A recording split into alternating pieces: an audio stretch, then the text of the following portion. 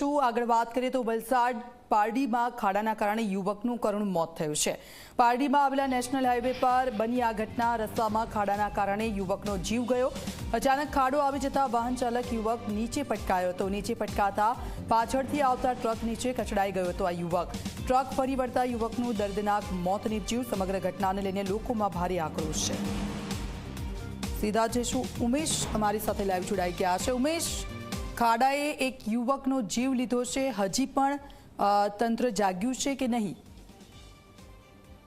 જી દીક્ષિતા, ચોક્કસથી જે રીતે જો વાત કરવામાં આવે તો વલસાડના જે પારડી તાલુકો છે, તે પારડી તાલુકા ખાતે જે નેશનલ હાઈવે છે, તે નેશનલ હાઈવે ઉપર મોટા ખાડાના કારણે જે વાયરિંગનું કામ કરવા જઈ રહેલો યુવક છે તે પટકાયો હતો। ત્યારબાદ જે યુવક પર પાછળથી આવતા ટ્રક ચડી ગયો હતો, જેને લઈને જે અહીં જે સ્થાનિકો છે, સ્થાનિકોમાં રોષ જોવા મળી રહ્યો છે। સ્થાનિકો દ્વારા જે નેશનલ હાઈવે છે તે નેશનલ હાઈવે પણ રોકવામાં આવ્યો હતો। થોડા દિવસ પહેલા જે યુવક છે તે અકસ્માતમાં બચ્યો હતો, તે યુવક પણ અહીં છે। એના સાથે વાત કરીશું, શું ઘટના બની હતી? ઘટનામાં સાહેબ, મેં તમને આગળ કીધેલું તેમ કે મારી જોડે ઘટના બની ચૂકી હતી, એવી સેમ ઘટના અત્યારે આ યુવક જોડે બની છે। એક નોર્મલ મજદૂર લેબર હતો અને એમની સવારે ઉઠીને બિચારો એમ વિચારતો હતો કે મારા 200-500 હજાર રૂપિયા આવશે તો મારા પરિવારનું ભરણ પોષણ કરા, એ વિચારથી સવારે ઉઠીને જતો હતો। તેનું બિચારા આ રીતે ખાડામાં પડી, સ્લીપ ખાધી અને ટ્રક આવીને પછાડી ચડી ગઈ।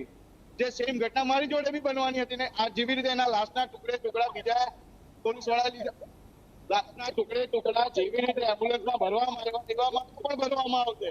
એના કમનસીબી જુઓ સાહેબ કે મેં જતો હતો, મારા 10 મીટરના ડિસ્ટન્સ પર આ ઘટના પાછી બની ગઈ। આપણી સાથે સ્થાનિક મહિલા પણ છે જેને સમગ્ર દ્રશ્ય જોયું હતું। શું ઘટના બની હતી?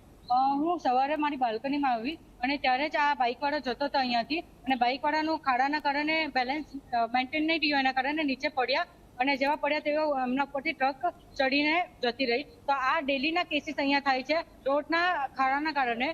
આ હર વખતે રસ્તો બનાવે છે અને પાછો એ જ રીતના ખરાબ થાય છે। જે રીતના આજે જે રીતના અહીંયા ડેથ થઈ છે એવી ડેલીના એક્સિડન્ટ કેસીસ અહીંયા જોવા મળે। કાં તો કોઈનો ટાયર પંચર, કાં તો ડેલીના એક્સિડન્ટ કેસીસ થાય છે। તો બસ અમારા સ્થાનિક લોકોની બી ને ગામ લોકોની બસ એટલી જ માંગણી છે કે આ રસ્તો બને ને અમને એ રીતના ન્યાય મળે। જે રીતના આ વ્યક્તિનું મૃત્યુ થયું છે તો એના બદલે અમને ન્યાયમાં ખાલી આ રસ્તો બનાવીને આપે, એટલી જ અમારી માંગ છે। આપ જે પ્રમાણે જોઈ શકો છો કે જે મોટી સંખ્યામાં જે સ્થાનિકો છે અહીં આગળ ઉપસ્થિત થયા છે અને જે સ્થાનિકો એક જ માંગ કરી રહ્યા છે કે રસ્તો બનાવવામાં આવે, જેને લઈને જે નેશનલ હાઈવે છે તે પણ ટ્રાફિક જામ સર્જાયો છે। આપણી સાથે અન્ય એક સ્થાનિક છે કે શું ઘટના બની હતી અને કઈ રીતે કરી? ઘટના તો એ છે કે ભાઈ એક બાઇક પર એક ભાઈ સવાર જઈ રહ્યો હતો, સવારે મોર્નિંગમાં એનું રોજિંદા કામ પર જઈ રહ્યો હતો। જતા વખતે એને ખાડામાં ગાડીનો ટાયર સ્લીપ થયો, ટાયર સ્લીપ થઈને ભાઈ પડ્યો અને એના ઉપરથી એક ટ્રક પસાર થઈ ગઈ। હવે હમણાં 2 કલાક જેવા થવામાં આવ્યા, હજુ સુધી કોઈ અધિકારી અહીંયા આવ્યો નથી। તમે પ્રેસ મીડિયા, પોલીસ અધિકારી બધા ઉભેલા છે। અમે એક જ માંગ મૂકી છે કે હાઈવે ઓથોરિટીના અધિકારીઓને અહીંયા લાવો, અહીંયા બોલાવો, આ તો એમના પર FRI કરાવો। અમારી એટલી જ માંગ છે, નહીં તો અમે અહીંયાથી ધરનો નહીં હટાવીશું, અમે અહીંયા જ બેસશું, રોડ પર જ બેસશું। આપ જોઈ શકો છો કે જે મોટી સંખ્યામાં જે લોકો છે તે અહીંયા આગળ રોડ ઉપર બેસી ગયા છે અને રોડ ઉપર જે ધરણા કરી રહ્યા છે। લોકોની એક જ માંગ છે કે જે નેશનલ હાઈવે ઉપર પડેલા ખાડા છે તે વહેલામાં વહેલી તકે પૂરવામાં આવે અને સાથે સાથે જે રીતે હાઈવે ઉપર ટ્રાફિક જામના દ્રશ્યો પણ સર્જાયા છે। જે યુવક છે તે બાઇક લઈને જઈ રહ્યો હતો અને તેના ઉપર પડી ગયો હતો અને તેના ઉપર ટ્રક પડી ગઈ હતી અને ત્યારબાદ જે લોકો છે તે લોકોમાં હાલ તો નારાજગી જોવા મળી રહી છે। જી દીક્ષિતા। બિલકુલ, આભાર ઉમેશ, આપની પાસે